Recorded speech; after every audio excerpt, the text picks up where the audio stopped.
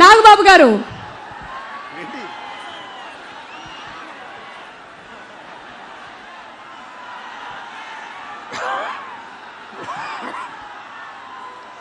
అన్నయ్య is back. Thank you అన్నయ్య. After politics మళ్ళీ ఇంకొక సినిమా చేస్తే బాగుండు అని నేను చాలా గాఢంగా కోరుకున్నాను. అండ్ థ్యాంక్స్ టు అన్నయ్య. నాలాంటి ఎంతోమంది వ్యక్తుల కోరికల్ని మన్నించి తిరిగి ఒక అద్భుతమైన సినిమాలో మనకి కనిపించబోతున్నందుకు మీ అందరి తరఫున అన్నయ్యకి థ్యాంక్స్ చెప్తున్నాను. Thank you very much. ఇంతవరకు యూజువల్గా అన్నయ్య సినిమా రిలీజ్ అయితే ప్రొడక్షన్లో ఉండగా ఒక ఫైటు, ఒక డ్యాన్సు, ఒక సాంగు ఇలాగేదో చూడటం మాకు ఒక ఆనవాయితీ. అలాగే నేను థియేటర్కి వెళ్ళి కూడా చూసింది చాలా తక్కువ.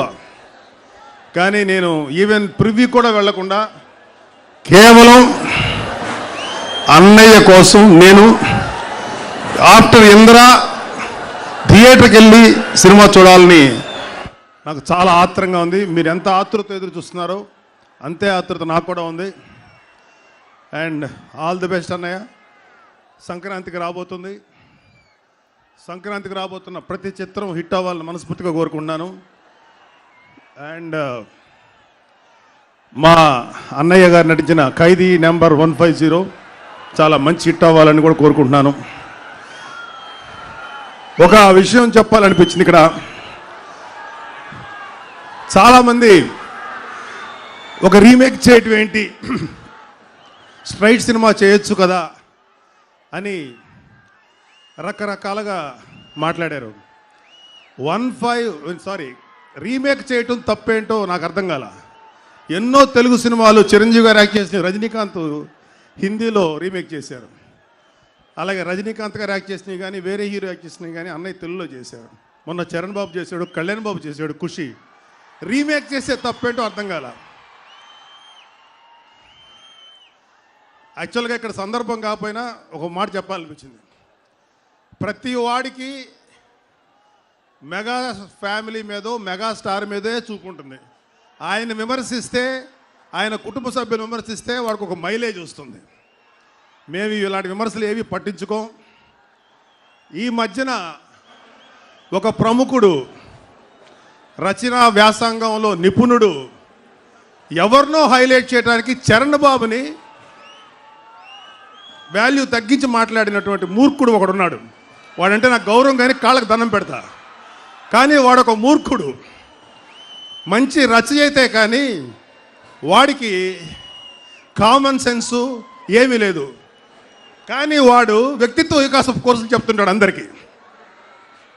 వాడికి ఫస్ట్ వ్యక్తిత్వ వికాసం నేర్చుకోవాలి. వాడు నేర్చుకున్న తర్వాత అప్పుడు చేయాలి తప్ప మనం వ్యక్తిత్వ వికాసం కోర్సులు చేస్తున్నాం అని చెప్పి ఇంకొక వ్యక్తులను లేకపోతే ఇంకొక ప్రముఖులను అండర్మైన్ చేసేటువంటి కుసంస్కారం వాడిది. ఈ సందర్భంగా వాడికి అర్థమవుతుంది. మీకు ఎవరికి అర్థం కాకపోవచ్చు, నేను ఎవరికైతే చెప్పినా వాడికి అర్థమవుతుంది. వాడు తెలుసుకోవాలి. ఇది కాకుండా ఈ మధ్యకాలంలో ఒకడు హైదరాబాద్ నుంచి తెలుగు ఇండస్ట్రీ నుంచి బొంబాయి వెళ్ళిపోయి రకరకాల కూతలకు వస్తున్నాడు. వాడికి కుయ్యటం తప్ప పని రావట్లా. వాడు కూతలు ఆఫ్ చేసి దర్శకత్వం సక్రమంగా చేసుకొని ఆ బాంబేదో అక్కడే పేల్చుకుంటే వాడికి మంచిది, మాకు మంచిది. వాడు ఇక్కడికి వచ్చి చిరంజీవి గారి సినిమా ఎలా ఉండాలి, చిరంజీవి గారు ఎలా యాక్ట్ చేయాలి అని మాట్లాడటం, ఇలాంటి అక్కుపక్షి పనికి మాలిన సన్నాసి కూసే కూతలు మాకు ఏం కావు. మేము చాలా కష్టపడి కింద నుంచి పైకి వచ్చిన వాళ్ళమే. అలాగ అడ్డదారిలో డైరెక్టర్ అయిన వాళ్ళు కాదు. వాడికి కూడా నేను చెప్పాల్సిన మాట ఇది. ఆ అక్కుపక్షి గాడికి చెప్పాల్సిన మాట వాడు తెలుసుకోవాలి. ఆన్లైన్లో చేరి రకరకాల పక్షి కూతలకు వస్తున్నాడు. ముందు నువ్వు సినిమా చేయటం నేర్చుకో. ఒకప్పుడు బాగా తీసేవాడివి, పడిపోయింది నీ స్టాండర్డు. తిరిగి నువ్వు బాగా చేయటానికి ప్రాక్టీస్ చేయి. మంచి సినిమా తీసుకో. నువ్వు పేల్చాల్సిన బాంబు ఏదో బొంబాయిలో పేల్చు. Thank you very much. ఇలాంటి పక్షి కోతలు ఎన్ని కూసినా ఒక సూపర్ హిట్ సినిమాని ఆపలేవు, ఒక ఫెయిల్యూర్ సినిమాని లేపలేవు. Thank you very much. God bless అన్నయ్య.